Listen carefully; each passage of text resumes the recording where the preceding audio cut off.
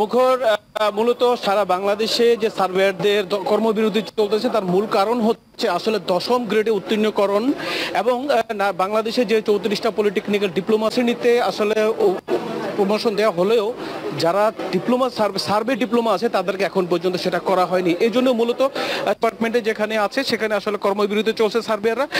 তারা আমাদেরকে জানিয়েছেন যে মূলত দশম গ্রেডের উন্নতি দেওয়ার জন্য আসলে গত 2023-এ তাদের একটা সভা হয় এবং সেখানে তাদেরকে দশম গ্রেডে দেওয়ার জন্য আসলে বাস্তবায়ন হয়নি। আমরা একজনের সাথে কথা বলবো আসলে আপনারা কি নিয়ে আন্দোলন করছেন, কর্মবিরতি গিয়েছেন এবং তাদের জনসেবা বিঘ্নিত হচ্ছে কিনা। আসসালামু আলাইকুম। আমরা বাংলাদেশ সরকারের বিভিন্ন দপ্তর অধিদপ্তরে সার্ভেয়ার পদে কর্মরত আছি। আমরা জানেন বাংলাদেশে কারিগরি শিক্ষা বোর্ডের অধীনে যারা কারিগরি শিক্ষার সনদ নেয় তার মধ্যে আমরাও একটা ট্রেড